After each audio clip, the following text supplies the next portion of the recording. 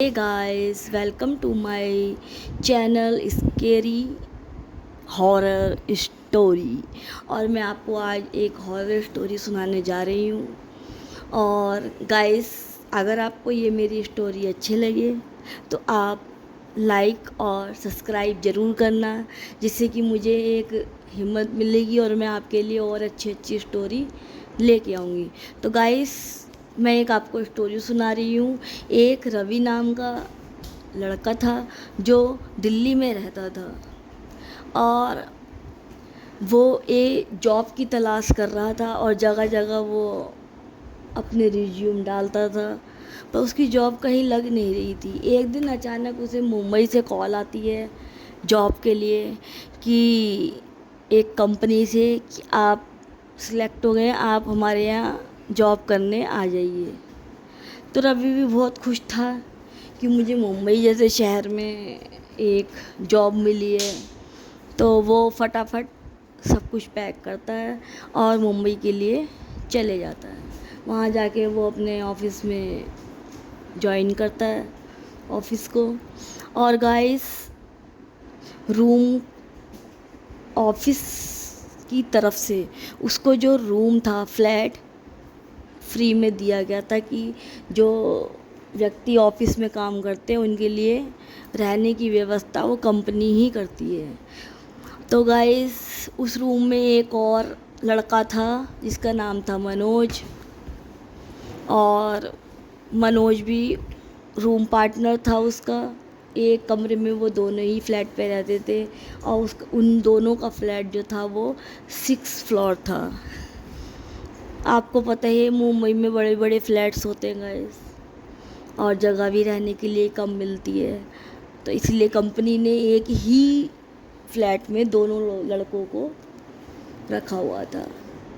वो दोनों खूब खुश थे, दोनों में आपस में फ्रेंडशिप हो जाती है बहुत अच्छी, बहुत पक्की वाली दोस्ती हो जाती। 2 महीने हो जाते हैं ऑफिस में उसे काम करते हुए। और गाइस, क्या नाम है, सर जो वहाँ का एमडी था और मैनेजर सब बहुत खुश होते हैं रवि के काम से, क्योंकि रवि जो था मन लगाकर गाइस काम करता था। एक दिन मनोज के यहाँ पास एक फ़ोन आता है गाइस कि उसकी मदर की डेथ हो गई है। तो इमरजेंसी में मनोज रवि से कहता है कि ऐसे ऐसे मेरे साथ घर में घटना हो गई है, और जो मेरा पेंडिंग काम है, जो मेरे मीटिंग के काम है, वो सब तू निपटा लेना, और मैं वापस घर जा रहा हूँ। वो राजस्थान का रहने वाला था, वो अपने घर चले जाता है। तो रवि उसका वर्क कंप्लीट कर रहा होता है, और करते करते उसका अपने काम के साथ उसका काम करते करते उस सब स्टाफ चले जाता है। सिर्फ नीचे गार्ड होता है, सर भी चले जाते हैं। और रात के काम करते करते उसे रात के 11 बज जाते हैं। 11 बजते ही वो घड़ी में देखता है कि काफ़ी रात हो गई, मुझे अब अपने फ्लैट पे चले जाना चाहिए। वो नीचे उतरता है और गार्ड से कहता है कि आप ऑफिस बंद कर दो अब। गाइस, फिर वो जैसे ही ऑफिस से बाहर निकलता है, एक बस के लिए जो स्टॉप बना होता है ना, ऐसे ही वहाँ पर स्टॉप बना हुआ था।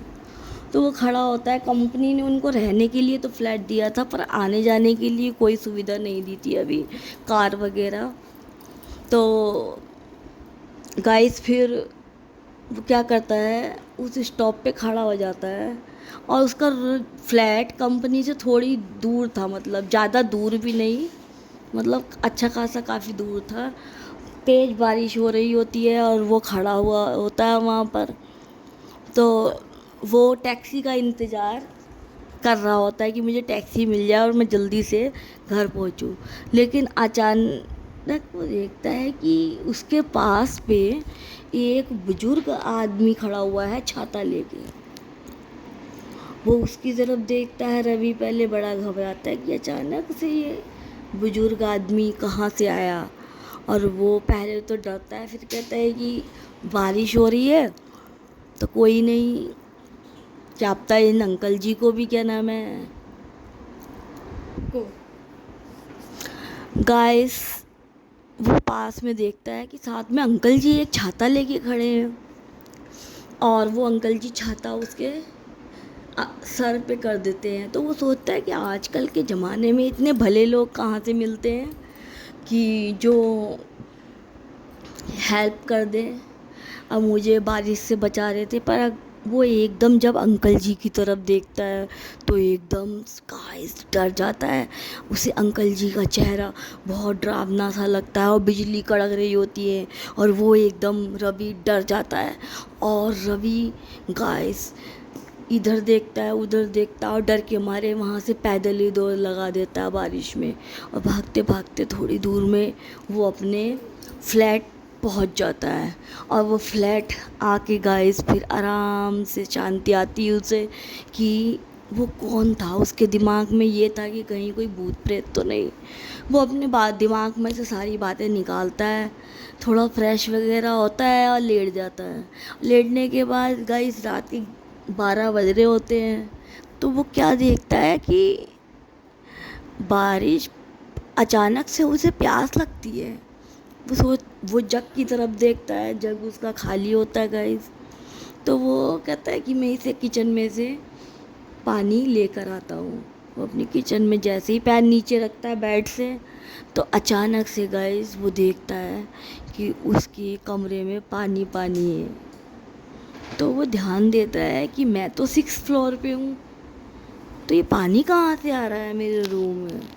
सब जगह चेक करता है और वो देखता है कि एक विंडो है, और उसकी कमरे की उस विंडो में से पानी आ रहा था। उस विंडो की वो एकदम जाता है कि मैं विंडो को बंद करूं, लेकिन उसको एकदम विंडो पे दिखते हैं 2 हाथ। तो गाइस विंडो में उसको दिखते हैं 2 हाथ, और वो एकदम डर जाता है, सोचता है कि मेरी गलत फहमी है, मुझे कुछ गलत फहमी हो गई है। हाथ कहाँ से, वो एकदम परेशान होता है। कहता है कि पानी लेने जाता है किचन में, और कहता है कि मेरा दिमाग चल गया, मैं ज़रा कॉफ़ी वूफ़ी पीऊँ गाइस और थोड़ा रिलैक्स करूँ। ये क्या चीज़ थी। अचानक जैसे ही वो कॉफ़ी का मग उठा के और जग उठा के रूम में एंटर होता है गाइस, तो वो देखता है कि उसके रूम में वो छाते वाला आदमी खड़ा हुआ था। वो एकदम अचानक उसको देख के डर जाता है, और उसके हाथ से पानी का जग और कॉफ़ी दोनों चीज़ गिर जाती है। तो गाइस रवि देखता है कि ये वही अंकल जी हैं जो इसको स्टॉप में मिले थे वहाँ पर खड़े हुए। तो वो एकदम पास जाता है उनके और देखता है कि अंकल जी की तो एक आँख निकली हुई थी, और अंकल जी का जो चेहरा था तमाम जला हुआ और हाथ पैर कटे हुए। वो देख के चीख मारता है। इतने में वो अंकल जी क्या करते हैं कि रवि का गला दबाने लगते हैं, पर जैसे तैसे रवि भी हाथापाई करता है। रवि समझ जाता है कि ये कोई आम आदमी नहीं, ये एक भूत है। वो इतने में हनुमान जी का मंत्र पढ़ता है, और उसके पढ़ते ही वो अंकल वहाँ से गायब हो जाते हैं। पर रवि बेहोश हो जाता है ये सब देख के। अचानक सुबह उसका दोस्त जब आता है सुबह, तो उसके पास भी एक दरवाजे की की जो थी उसके पास थी, और एक रवि के पास होती थी। मन वो जैसे ही अपना फ्लैट का रूम खोलता है, वो जैसे ही गेट, और देखता है गाइस कि रवि बेहोश पड़ा हुआ है ज़मीन पे।